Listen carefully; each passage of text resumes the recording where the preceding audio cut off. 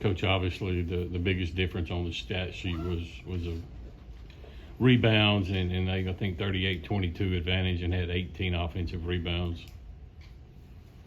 Yeah, I mean, that's telling the tape. And listen, it's real easy for me or any other coach to talk about rebounding and try to get it on the floor.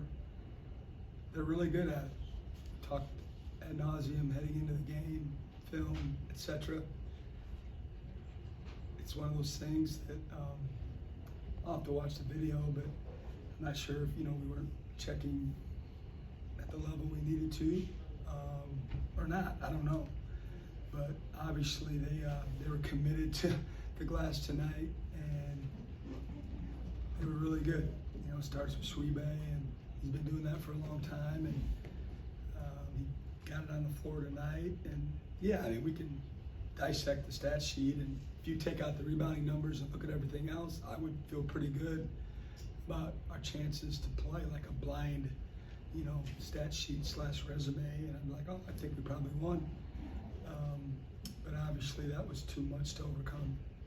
Go to staff, and then we'll go to Robbie. Coach, Cam had said that, almost felt like Sheboy had magnets in his hands. I guess between, his rebounding, what he can do in the post, and then the mid-range shots that he was knocking down, I guess, what made him so hard to, defend and match up with tonight?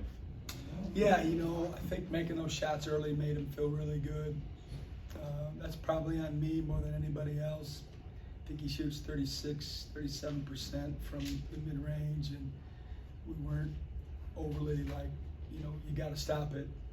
We were more worried about shot fake and driving it and everything else that he does, but that's not on our guys. That's on me. But when you see that ball through the net, it makes you feel good. It gets a little more juice, and I'm sure that helped him, attack the ball even more. But and we had a couple bad breaks too. We really guarded, and then they shot air balls, and checking out on air ball is really hard. It's just odd. Everything's odd about it, and it usually ends up in the offensive favor more often than not when that happens. And them are tough breaks. You want it to hit the rim almost, unless it's going to be a shot clock violation, and that haunted us a little bit too. Started the second half really well. You got the lead, and then you ended the game really well, 7-7. But what happened during that stretch when they went on that 18-2 run? You think, and you just couldn't get those points? They played really good, and we didn't. We struggled on both ends.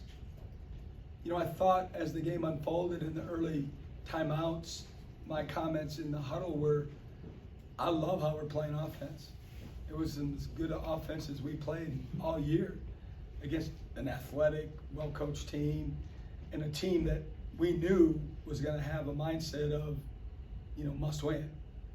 We talked about it all week in preparation. We talked a lot about it today, and we wanted to try to get our guys to exceed, that mindset. But we certainly had a bad stretch. Just, I don't know, they played really well, and we didn't, and I'll have to watch the film to break it down.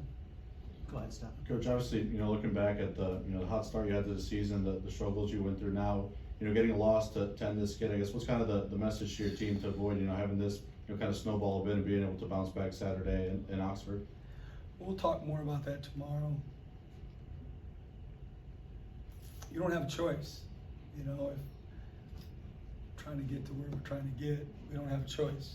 I know my mindset's going to be, and our staff's mindset going to be, and I would imagine our kids' mindset will match our approach tomorrow.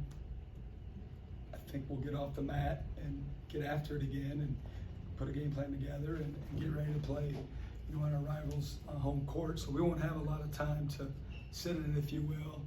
We're going to have to regroup and get ready to play another one.